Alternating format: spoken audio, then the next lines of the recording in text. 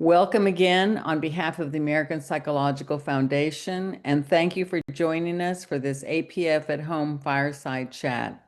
This is the first chat in our 2025 series honoring the 2025 recipients of the APF Gold Medal Award for Impact in Psychology.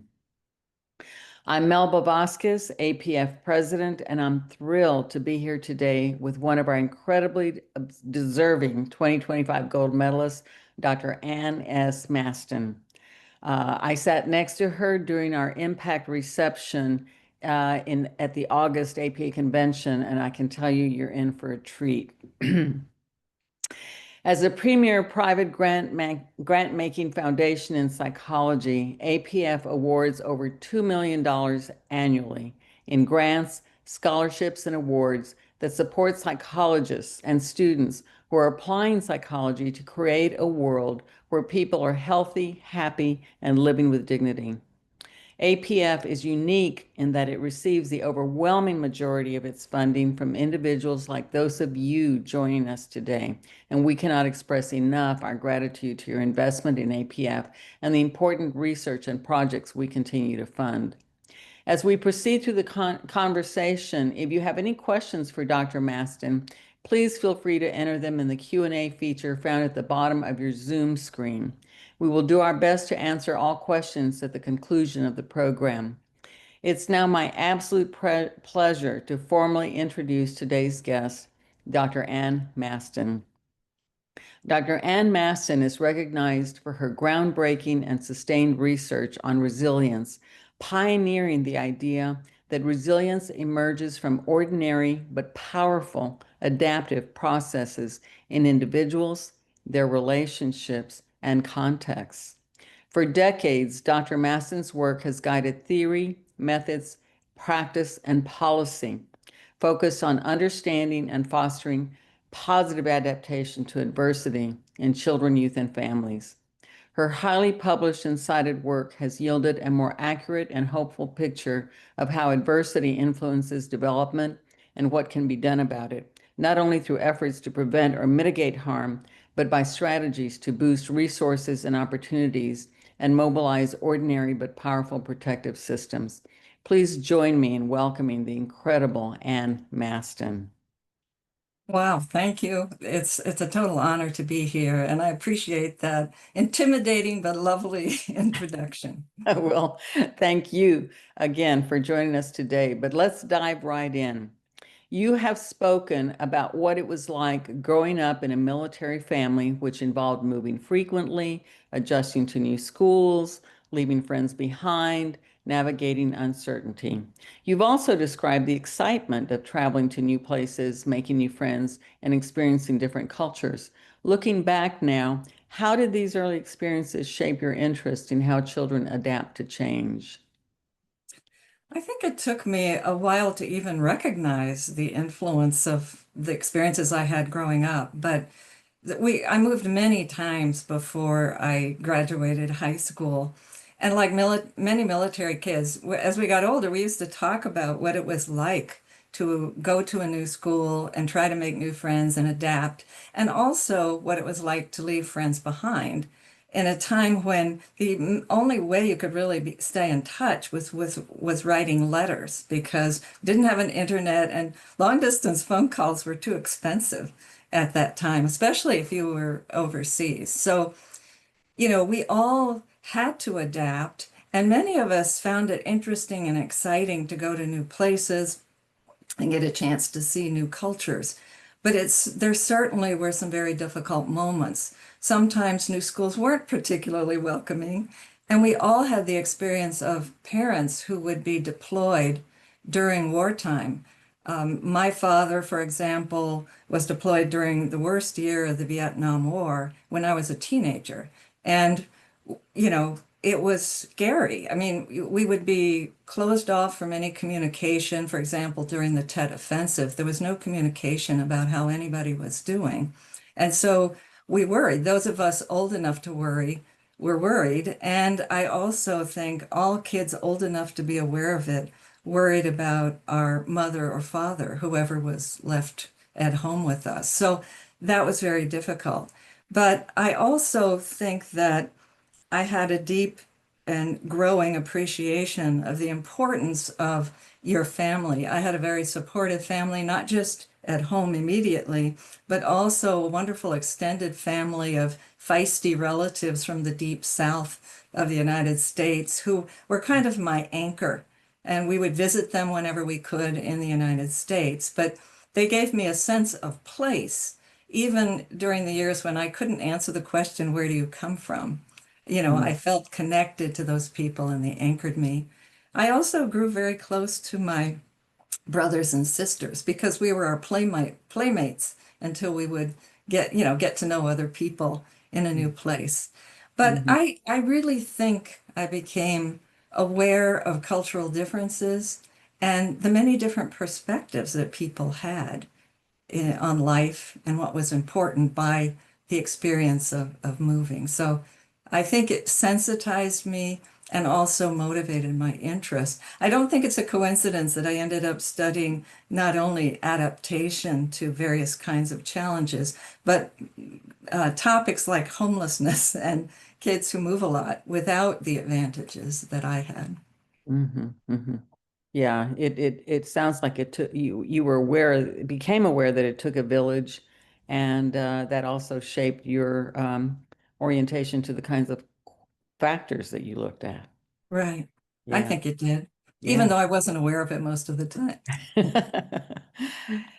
You began graduate school during a time that has been referred to as the golden era of child development and psychopathology research at the University of Minnesota. What was it like to be a part of that environment, and how did it shape the trajectory of your career? Well, I started graduate school in clinical psychology in 1976. And at the University of Minnesota at that time, there was an incredible faculty, not only in the psychology department, but also in child development, which was in a different college, but only half a block down the road. So we all took many courses. There was a lot of interaction among the students in child development and the various psychology programs. But the faculty were just outstanding at that time. They not only did I have Norman Garmezy, who recruited me to come to Minnesota, I was excited about his new line of research on what he then called stress-resistant children. But we were surrounded by leading figures in psychology. Paul Meehl was there, and we all had these faculty in our first year of courses. Alka Tellegen, Irv Gottesman was teaching us behavior genetics, and over in child development, we had Bill Hardup and Alan Srofe and many others. So there was a constellation of wonderful faculty, and though they in turn attracted an interesting and exciting array of other students so we interacted a lot, we learned from each other. The other thing that was characteristic of the faculty at that time at Minnesota is that they also were very connected to other researchers around the world. And they would host, like they hosted the Minnesota Symposia on developmental psychology. People would come in, or when we were developing new projects, they would consult their buddies across the ocean or across the United States about what they think would be a good strategy, what were good measures. And because of that, we in a way had the advantage of co-mentorship from some of their close colleagues that were scattered around. And I, for example, was fortunate enough to get to know Michael Rudder and Emmy Werner and Arnold Samaroff. These were people that I didn't work directly with, but I felt mentored by them because they were interested in each other's students and supported the work that they did. Wow. Sometimes we don't appreciate the richness that we're experiencing in the moment until later. Yeah. That's really wonderful. In the 1970s, you helped launch Project Competence, a groundbreaking study that followed children over decades to understand how they adapt to stress and adversity. This project resulted in some of the most widely cited findings in resilience science and also set the standard for longitudinal research in child development. What do you see as the most surprising insights from Project Competence in terms of what it revealed about childhood resilience and the impact it had on the field? Well, Garmacy really was, initiated the Project Competence it was really a program of research because some of the, Mm. background research was done before I got there in 1976. But right when I arrived, he and his team, which included wonderful graduate students as well as other faculty, were just about to launch a new study. And he had already laid a lot of important groundwork for that project by pilot work and by developing an incredible relationship with the school districts in the Twin Cities. Before we before it was common and popular, Garmazy was a community-based researcher. He had the first thing that he did when I arrived, for example, was he took me to meet the superintendent of schools in one of the big school districts where he wanted to collaborate. And that made a huge impression on me, cued me, this is important. You're going to be interacting with people in the community and getting their input. Um, but I just was serendipity that arrived right as a new line of work was starting. And shortly after I arrived, we were working on the design of what would become the Project Competence longitudinal study that I think had a lot of influence on how people thought about approaching the study of resilience and the methods and measures. So we worked on the design of this project. We got input from other researchers, and we had the knowledge that had accumulated within Garmazy's previous work. And we knew that we had to, develop new measures because it was a new line of work in the sense that a lot of the work before then had focused on risk and symptoms and vulnerabilities and problems, and there was many fewer measures and methods and models for how do you understand positive adaptation in relation to adversity. So we needed measures of adverse life experiences.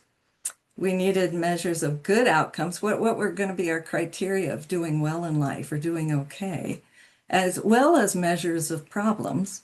And we also wanted to know what makes a difference. The big driving question in the early days was, well, what matters? And we had some good clues about that based on previous work and even case studies of people who showed, wonderful development or recovery in the aftermath of risk and adversity. But there weren't very many, strategies out there for how do you measure these protective factors how do you measure what makes a difference? What is really important? So we had to kind of start from scratch and develop some of the measures and methods. And we were lucky to have Alka Tellegen on the team because he was a brilliant methodologist also. And he, helped us really forge strategies for data analysis at the very beginning that I think laid some important groundwork for how do you go about this kind of work. And so we, started a cross-sectional study and then extended into a longitudinal follow-up that we followed a group of kids, normative sample of school kids over the next 20 years once we got going. And I was just fortunate to be there during those formative years. And I think because the project was one of the earliest efforts to, try to take a systematic approach to identifying protective factors that we had an impact on other people who were interested in the same topic. I think what surprised us was how consistent the answers were and how well they lined up with what people thought might be important protective factors based on earlier work that had been done. And that would eventually lead me to, put together the so-called short list. But, a lot of what our work revealed was confirmed what people thought might make a difference. But we were able to demonstrate empirically some of the important contributions to doing well. And that, ranging from family qualities to individual differences. And with Alka-Teligan on our team, we also considered personality differences and so forth. But there was a team of people. There was usually about 10 graduate students involved, as well as multiple faculty. But it was an exciting time because I think we were aware that we were doing some groundwork. It was sometimes quite difficult. We couldn't do a literature search in a few seconds by pushing a few buttons. We had to do it the hard way. Go to the library, look in these heavy volumes of psych abstracts, and try Yeah. to find relevant materials. Yeah, that's amazing. That's amazing. So you refocused on looking at positive outcomes, on protective factors, and the measures for all of that. Right. And how do you analyze that kind of data? I think some of what people were interested in was, once you have these measures, what's the model driving your questions? How do you test the model? So I think some of our early models and strategies for analysis played a role in Mm. helping a number of investigators as well as ourselves to Yeah, try to do this work. yeah. It's exciting. And you introduced the concept of ordinary magic, the idea that resilience comes from everyday protective systems such as close relationships, caregiving, and social support. This concept has completely reshaped how people think about children's resilience and adaptation. How can the concept of ordinary magic guide the way we design policies and interventions to best support children and families?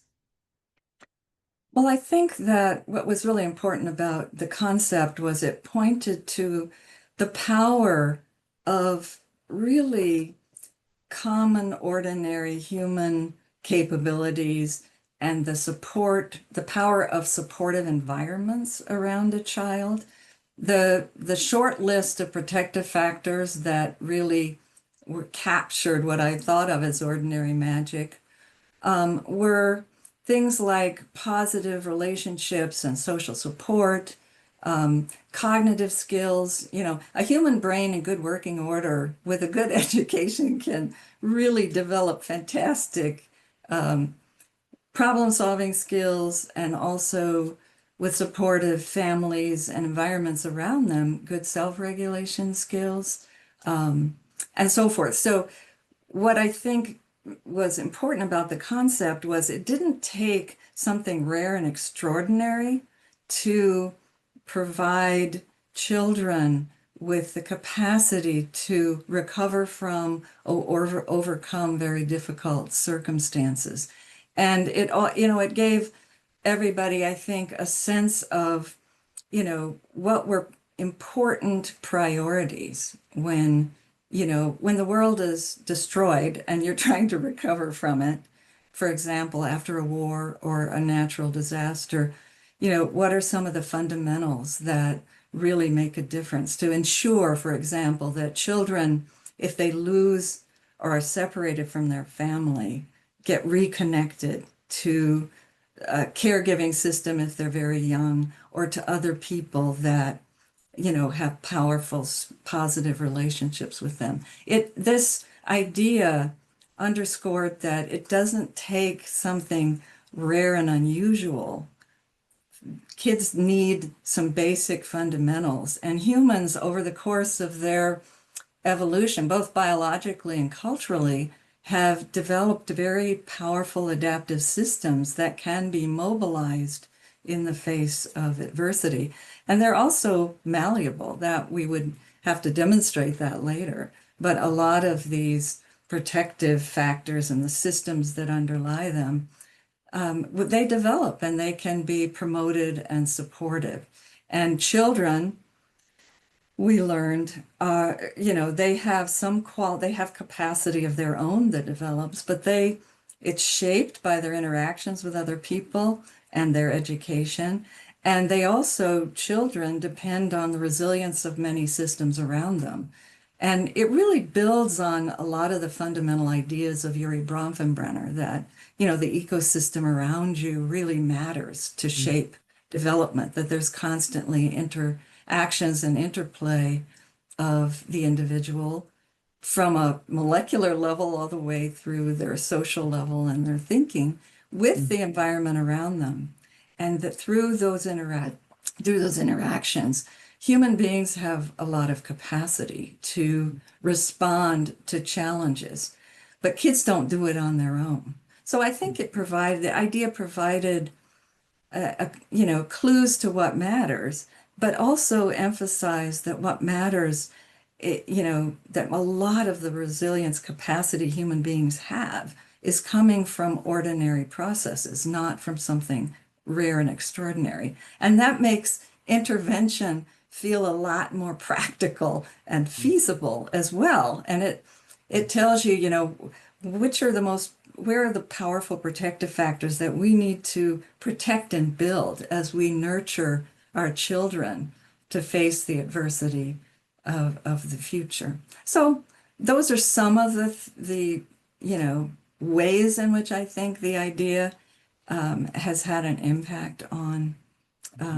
how people think about intervention. And it also, I think, underscored in general the importance of positive resources and supports, and not just the role of adverse childhood experiences and vulnerability. It kind of shifted the conversation to a broader perspective.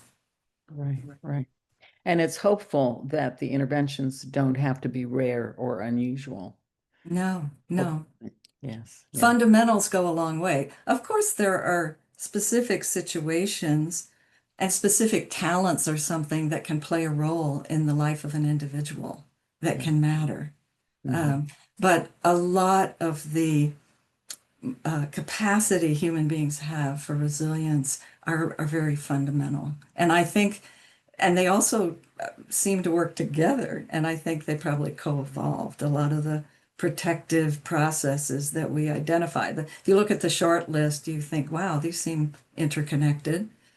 And over time, we began to realize that the protective factors identified in the studies of individual children and youth also looked a lot like the protective factors that were emerging from research on family resilience, as well as community resilience, that there was something very fundamental about these protective factors and the systems that underlie them, that give human beings not only individual capacity, but when they work together, they give people more collective capacity for resilience in communities and in families and so forth. So there's something, I think, very fundamental here that we realized by studying resilience and noting that a lot of the power was coming from some very basic protective factors.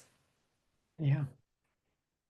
You've worked with children facing hopelessness, homelessness, war, migration, and disaster in cultures all over the world. Despite such different circumstances and cultural contexts, you identified a short list of common protective factors, and you've been talking about some of them. Say more about some of these factors and what they tell us about the importance of context and environment on the development of resilience.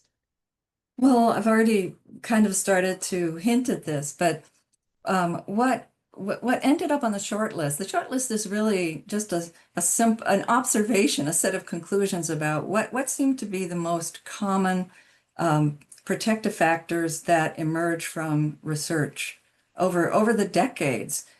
I and others realized, similar protective factors keep coming up as important. And I would put at the top of that list relationships that are supportive, caring relationships. And of course, these differ if you're a very young child compared to an older youth. So a young child needs sensitive caregiving and the support of a family. As you grow older, many other kinds of relationships play a role in helping us to adapt. Our friendships, our romantic partners, mentors, teachers, relationships with other people play and social support play an important role in resilience all the way through the lifespan. But the list also has individual characteristics like good problem-solving skills and the capacity to regulate your emotions. Nowadays, we often talk about self-regulation in terms of executive functions. Those were turning up on the short list. A sense of belonging, hope. Hope is a very important, you know, protective factor, sometimes expressed as optimism, sometimes as faith within a religious perspective.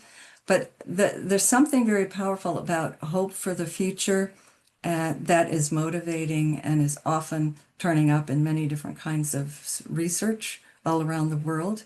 Mhm. Also, a sense of meaning and purpose. And there are many books and stories that people have told about their lives overcoming adversity. Not just Viktor Frankl, but many other people have underscored the power of hope and meaning for even in the midst of dire circumstances. But Mhm. there's also on the short list are things like positive rituals and celebrations, routines.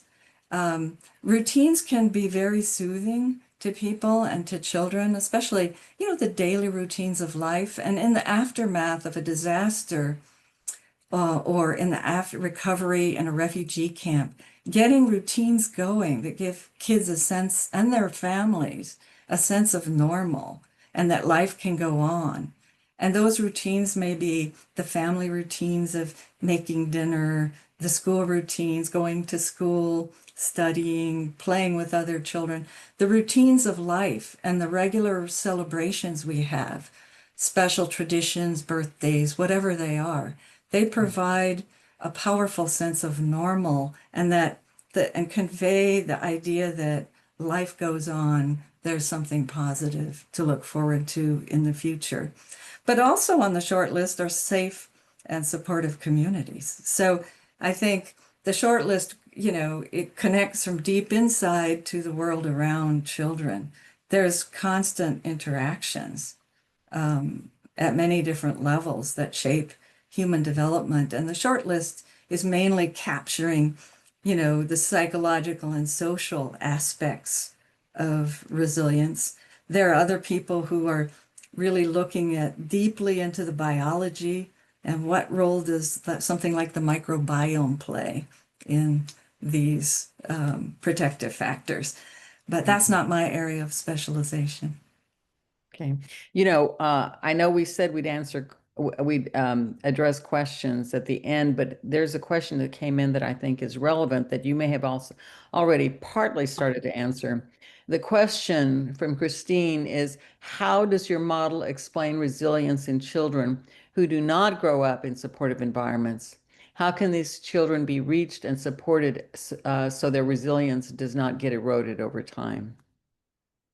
It's a wonderful question, and I have met in my life many individuals, both through my research and just in the course of my day-to-day teaching life and in the world, where you have people who have don't appear to have a lot of support, and yet they have managed to find their way. And they're very extreme examples of this, of kids in war zones.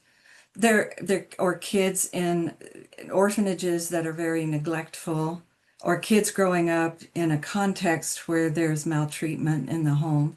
And certainly there are circumstances where you you don't really see a lot of the emergence of good functioning until the context improves.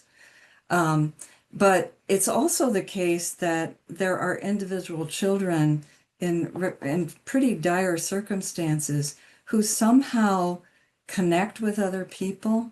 Even, even there's interesting video and reports from some of the orphanages that really were inadequate for kids, where there'll be a child who has managed to connect with caregivers, they're somehow eliciting more attention from caregivers.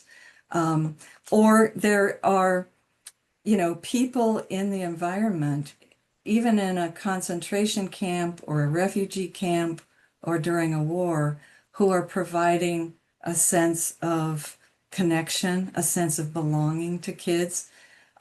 For other children, the people around them are through their cultural beliefs or through their faith, providing some kind of support for that child.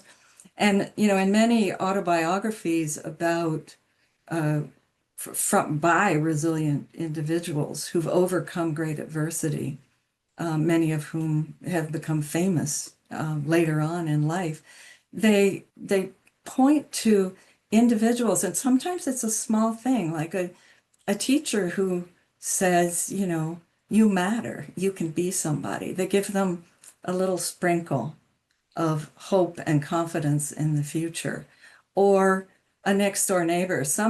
In our research on Project Competence, some of the kids who showed really striking resilience in the midst of very difficult family situations, they had connected with somebody else in the family, outside the family, sometimes even over the objections of their own parents. But they had connected, like with a neighbor, to work on, building things, and tools, or they spent time at a friend's house where there was a really positive environment.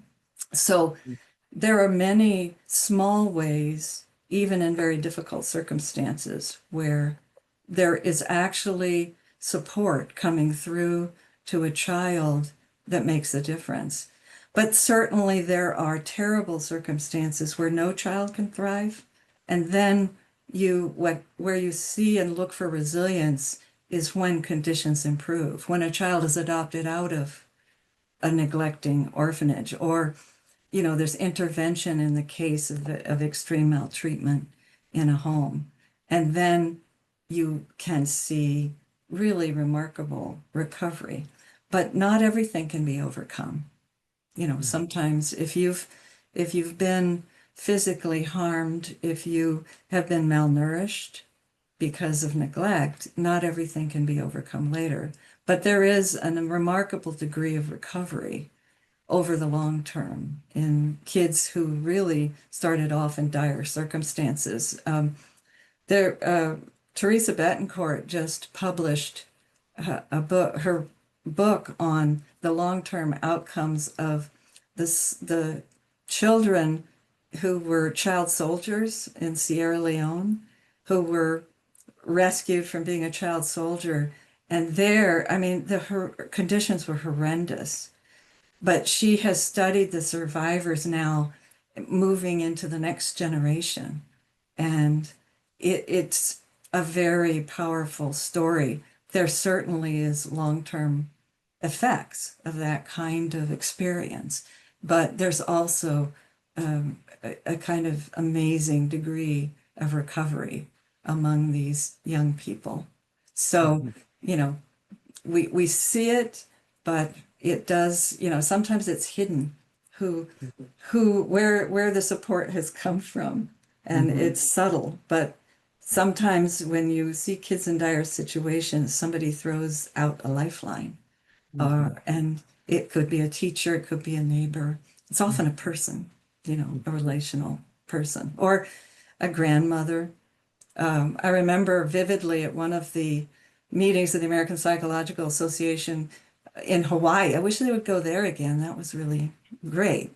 But anyway, because it was in Hawaii, Emmy Werner was being honored for her work on resilience. And one of the children of Kauai, who was resilient, gave a talk during this tribute to Emmy. And it was very powerful. Her name was Merv. And she talked about, she was one of the high-risk kids who lived in poverty, was neglected by her immediate family. And she described her grandmother as one of the most powerful protective factors in her life, and how she would go to her grandmother's house and her grandmother would give her a bath and comb her hair and braid her hair. And, that care in the midst of other not so great circumstances was a very powerful protective factor in her life. And she described other people as she went forward, Merv did. And she was just, an example of one of the kids that Emmy Werner studied over many, many years. Okay. That's actually a good segue to the next question. Much of your work has focused on children and families facing some of life's most difficult challenges. While this work is extremely important, it can also be very heavy. What has helped you sustain your energy and hope over the course of your career? And what advice would you give to students and researchers entering this field today? Well, there certainly are times when it gets heavy, that's for sure. I think what the most important thing that has sustained me is the people I've met. I mean, there are people, so many people that are inspiring in in the midst of a difficult situation. They are holding on to hope. And I mean, this occurred many times in my local research with families experiencing homelessness, where there were parents who didn't have a place for their family to live. They didn't have food for their kids to eat, which is just horrendous, especially in the wealthiest country in the world. But these parents would arrive in a shelter, emergency shelter, and they would be focused on, not only getting basic needs met, which were available in the shelter, but also focused on making sure their kids are ready to go to school, their school-age kids, the next morning, and trying to connect with the opportunities that were there. And also, I've met many people who have come through terrible situations, still optimistic, still hopeful, still with a deep faith that the world can be a better place. Yeah. And they inspire you. Yeah. Yeah. I But feel I hear the and I'm emotion sure in your you've all, voice. yeah. And I'm sure that everybody has known and connected with people like that. But it's not easy. And I think we all learned the lesson during COVID that you can't just keep going along. Life can be in difficult circumstances, it can feel like a roller coaster. And sometimes it can get very heavy and you need to step back and, regroup, re-energize yourself, take care of yourself. And you have to recognize what are your limits? What are your vulnerabilities?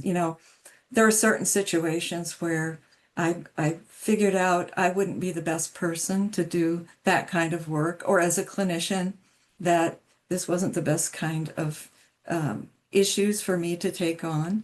So I think you have to have, do some deep reflection and get help from people when things get tough. But, I think that it's a very rewarding kind of work as well. Yeah. And I think, and what it's really gratifying is that we often found that kids who had, come from war zones and their parents, or families in shelters, they were often very interested in the research we were doing because it had a positive focus. And they really liked the idea that what they knew, what they had done, what they could share could help other people. And, I think that really struck me as an investigator. I can hear how you are the kind of person who, regardless of how challenging the situation, you look for inspiration in what people are able to do, despite what they're going through. But it's also important for you to take care of yourself, Right, is what you're saying. I noticed the right. beautiful flowers behind you that you say come from your garden. I assume you garden. I don't know whether that's you or somebody Yes, I have a else's. little more time for it now. And I can even see the garden out my window across the way. Right Yeah. now, the monarchs are migrating. Oh my Uh, God. they're, all of us in the neighborhood have planted Mexican sunflowers, which they love to fly to on their journey. The butterflies here journey to Mexico, and we're a way station for, building up their strength. So, How I do wonderful. find it comforting to garden and to get Yeah. outside. Yes, yes. Your research has been applied in a number of areas beyond psychology, including disaster response, education, and humanitarian work. What is it like translating your research into real world impact? Well, I think that it helps to do, research where you're already connected with the real world. My work has mostly been community based, and I've always invited collaborators from the groups that I work with, the school collaborators, families. We always would have focus groups to get the input of parents about the strategies we were going to be, developing, and get their advice about how can we do this better. So that's one thing. Um, but I also think that I felt it was important all along the way to not simply do the kind of research and just write up articles for journals, even though that tended to be rewarded by, academic people who promote you and so forth. And it certainly was important for getting grants and that sort of thing. Um, but I felt all along the way that I had an obligation, because of the nature of the research I do, to disseminate what I did more broadly, to give talks to the people who'd helped with the research, to give talks to the general public, to publish summaries of my work, not only to send newsletters, to publish in more generally accessible venues and so forth. So I thought that was important, and I tried to say yes whenever I could to invitations of that kind. Mhm, mhm. So, as one of the leaders in developmental and resilience science, what do you envision for the field's future? How do you see the resilience science contributing to societal problems in the years ahead? Well, there's a lot of work to do, so I'm hoping there are young scholars that are listening here and interested in continuing the work. Even though there's now been about 5 decades of research on resilience, in some ways we're just getting started. That's the way science is. You learn, but then it opens new doors. And what's happening right now is there's a lot of new technologies for, observing the brain in action, for monitoring moment to moment biology, and moment to moment or minute to minute thoughts and feelings. And that's making it possible to take a deeper look, to collect the kind of data that enables you to really look more deeply into the complex processes that make for human adaptation.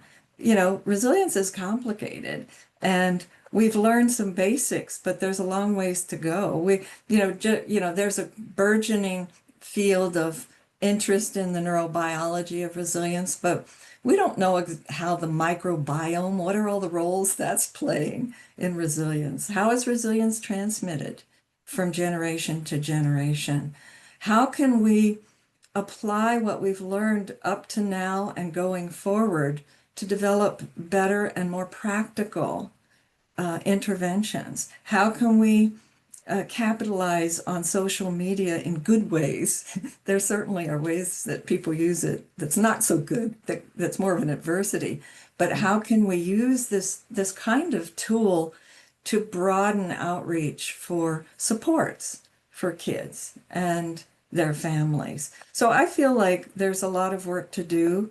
And I think we're all going to be engaged in the challenge of climate change and crises. That we're all going to face the troubles, the natural disasters, the fears and anxieties, and also the relocation. There's going to be a lot of displacement, and if the weather continues the way it's going, we may also be dealing with famine in places around the world. We have to respond in a collective way to an existential crisis that humanity is facing. And it's going to require that we integrate what we know about resilience. And I think disciplines have to work together. It's not just psychology or biology or ecology, but we have to work together to handle a multi-system crisis on this global scale.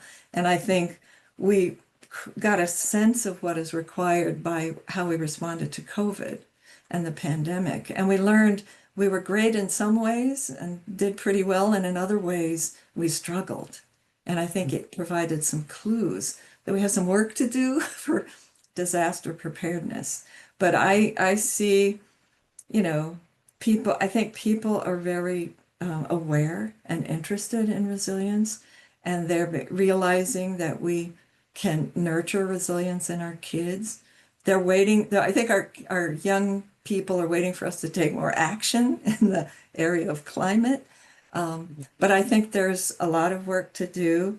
I think we have some good strategies and ideas, and I'm excited to pass the baton to the future. I understand that you and Dante Cicchetti, who also received the APF Gold Medal for Impact in Psychology this year, were both part of the clinical psychology program at Minnesota about the same time. And so you've collaborated on several highly cited journal articles and special issues in developmental psychopathology and resilience.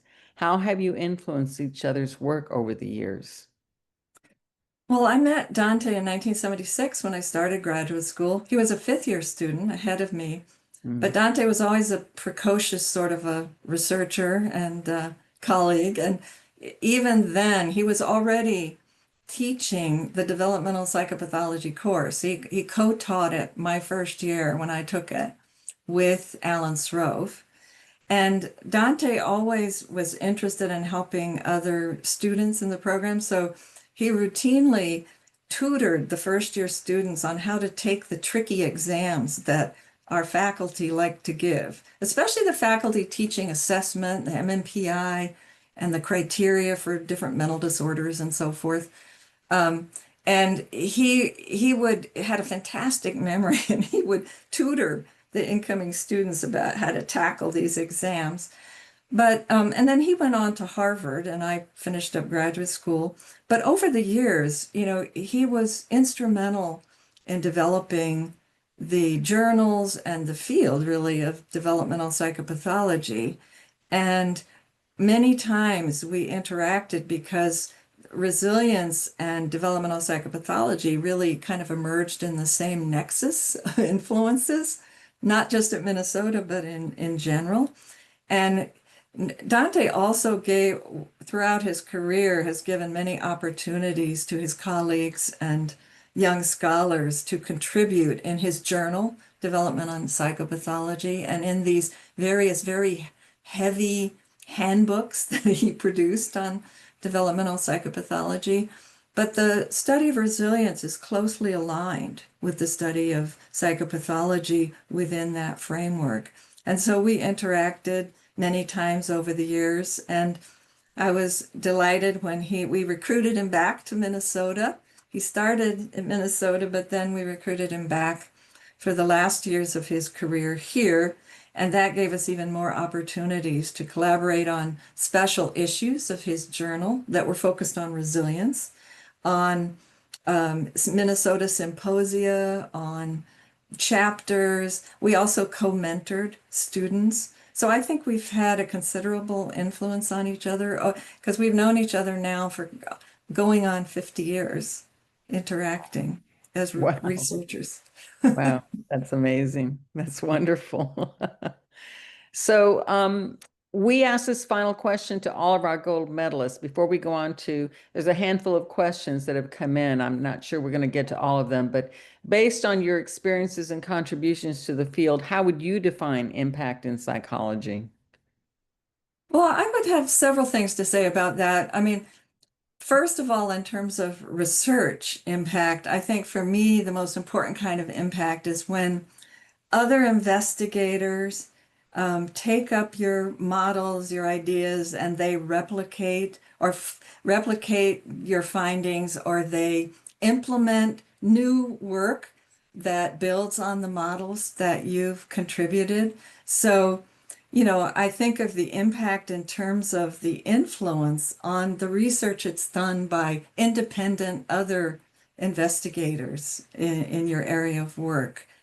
And secondly, I think it's very important how the impact on real life, on people who are out there in the world, who are policymakers and clinicians. And so I feel very happy when I see that the work that I've been involved in has enabled people to apply their ideas to build intervention programs, that it shaped the policy they have in their community, in their schools, how they go about and think about disaster preparedness. And sometimes people write and either ask me to help out with something like that, or they let me know how they've applied the ideas that we've developed in research out there in the world, in their clinical work, in the design of their humanitarian work.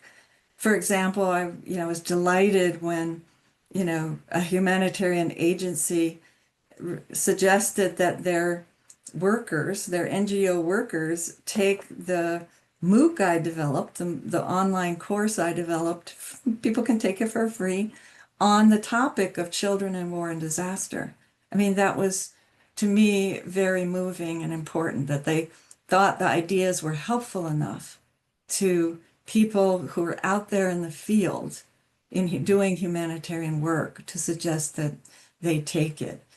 And I've also, in terms of that online course, you can log in and take that course from anywhere. And I've had participants from who are in a refugee camp at the time or in a bomb shelter in Ukraine, for example, take that online course and write to me or post a message. I still follow the discussion forums. They'll post a message, and one of the questions I've asked is, to introduce yourself, why are you taking this course? And when people say something like, I really needed to think about resilience in the middle of this war, or now that we've moved into the refugee camp. I mean, that's very meaningful to me. But I think that the third thing I would say about impact is that for me, when I see students go out into the world and do their own research, students that I've taught in classes or students that I've mentored as an advisor in some way or another, when they go forward and carry on the work, to me, that reflects a very important kind of impact. Yeah. Yeah. Okay. Very, very touching sort of response. So thank you so much for sharing more about your incredible career and experiences. Is there anything covered that we haven't covered that you would like to share before we move on to questions? We probably should save a little time for questions, so I'll just say that I'm deeply grateful for all the wonderful education I had, for the financial support, for the participants who were involved in our research, and for the opportunities I've had to mentor and teach many students. And I really am deeply grateful for the Impact Award and this opportunity to have a chat. Well, you honor us by accepting our award. You're incredibly well deserving. And so you've made good use of your opportunities, clearly. Let's go ahead and move to I'm going to go in the order that they were received. Andrea wants to know, where do you see resilience research broadly growing methodologically, conceptually, and also in terms of expanding the concept of the majority world to the majority world, Latin America, Asia, Africa, and so on? In terms of that last piece, that's already happening.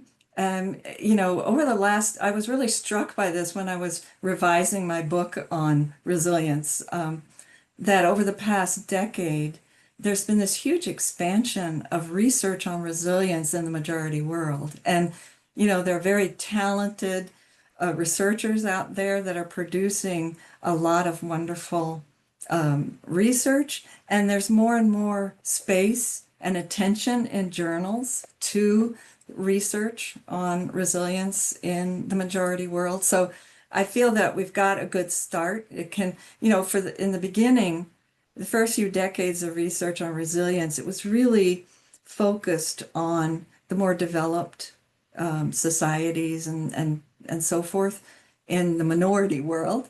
But over the past 1 or 2 decades, there's been a very rapid expansion. In terms of the first part of that question, I think we're going to see very important work on how to tackle complexity in our models and in our statistics, and I think we have some talented statisticians that, because human beings are complex adaptive systems, and it's not easy to study the behavior of complex adaptive systems. And it's not easy to design research and carry out the analysis, but it's starting to happen, and there are people trying to tackle that problem. But I also think just the technology that has come along in the past 20 years is beginning to have an impact on the nature of the research that people are able to do. And I also think it's important and beginning to happen that people from disparate disciplines that reflect really different levels of analysis, the people who study molecular processes, as well as the people who study, more community level processes, for example, they're interacting with each other, and they've realized that we know lots about the pieces of resilience, but we don't know enough about how adaptive systems at different levels work together. And it's pretty clear that, human capabilities are build on, social platforms, that our collective resilience is far greater when we coordinate what we do. I think that the humanitarian agencies have figured this out already. They try to coordinate and take a multi-system approach, but the science of that is just developing now. So we have a ways to go. And it's important. And, I think we can work with people who study preparing and recovering from natural disasters and ecology, as well as people who study how our immune system works, at a very different level. We need the whole story, and we need to span some of these levels to really understand the processes that drive resilience and how to boost them when we need to. Mhm. Okay. Another question. When you think about the short list and resilience factors more generally, do you include both promotive, like to promote positive outcome for all, and protective factors, like protects against some outcome in the context of some risk, or only factors that are protective, though they may also be promotive? The short list includes both. Um, I think it's important to understand the distinction and in our research, I think it's really important to know, you know, how both kinds of effects work. But, in general, a lot of the most important protective factors also are general predictors of doing better in life. Or when you look at the short list, I think of it as a short list that includes both promotive and protective factors. Um, but when you look at that list, it looks a lot like the ingredients for promoting positive development. There's a lot of overlap. But it's still the case that some of the most important protective factors work both ways, like good parenting, capable, resilient families and good parenting.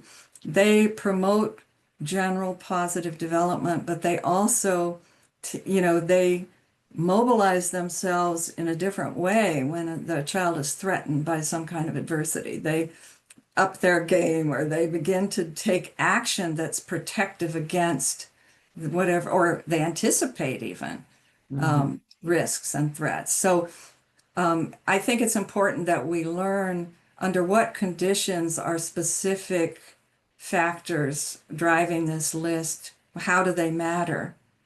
And which ones really, really matter under high adversity circumstances.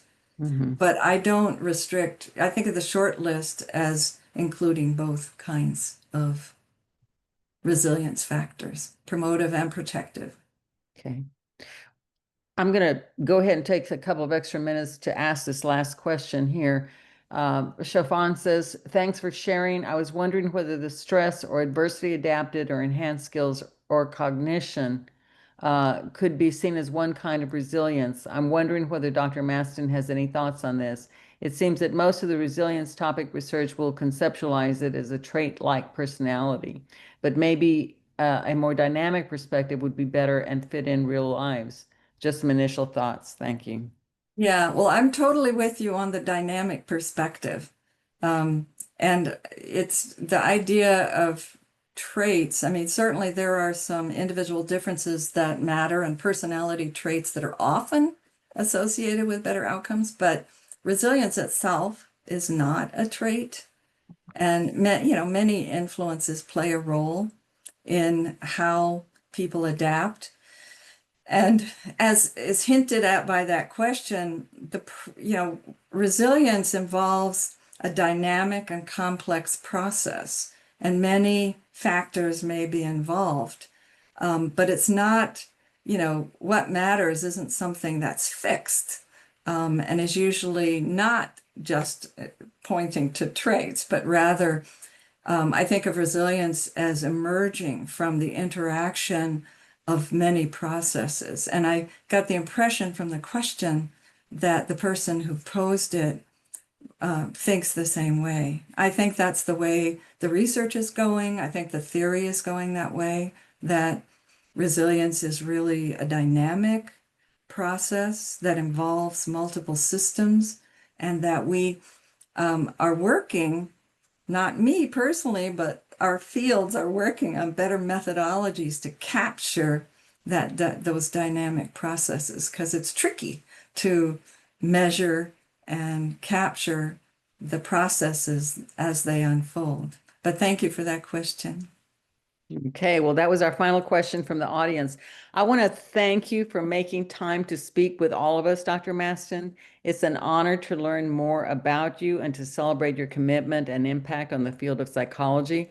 I also see the book behind you, Ordinary Magic. It looks like a beautiful cover and book. I look forward to reading it.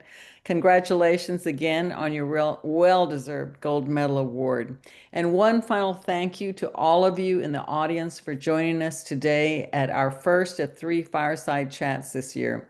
We hope you'll join us on October 16th for a Fireside Chat with Drs. Lynn Abramson and Lauren Alloy, and again on November 6th for a Fireside Chat from the current and legacy leadership of Mount Hope Family Center. Now, know that nominations for the 2026 Gold Medal Award for Impact in Psychology will open on November 1st. If you know a psychologist or a group of psychologists who've made impactful, innovative, and transformational contributions to the field of psychology, this is a great opportunity to honor their work. There's more information available on our APF's website. Make sure to follow APF on social media to stay up to date with funding opportunities and events. Have a great rest of the day. Thank you again, Dr. Masten, so much. Thank you so much. Bye-bye.